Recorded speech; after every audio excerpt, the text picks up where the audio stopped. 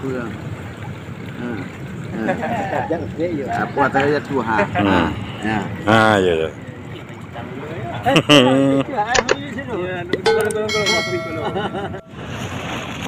Jumpa lagi kita dalam channel Cukri Olah 83. Sekarang kita di dermaga Pelabuhan Perri, di Labuhan Haji Tengah Aceh Selatan. Kita cuma jalan-jalan petang aja. Kebetulan lihat orang mancing ikan.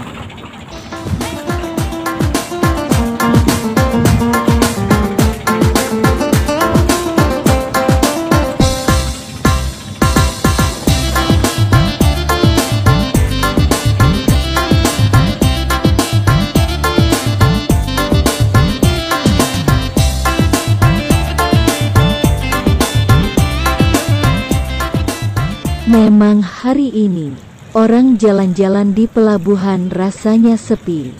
Yang ada orang mancing ikan. Tapi ikan lumayan juga makan umpan hari ini. Kita lihat orang yang mancing.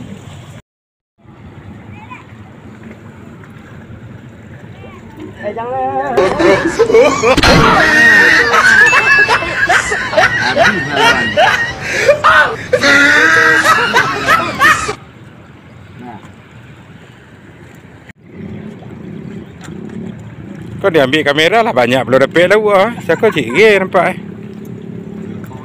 Lauk apa? Ha? Ha? Awak buang ya, Atas cedok ha. Apa yang kuat lalu dah bagi ha. Ah, je dah lama tak lah bang. Oi.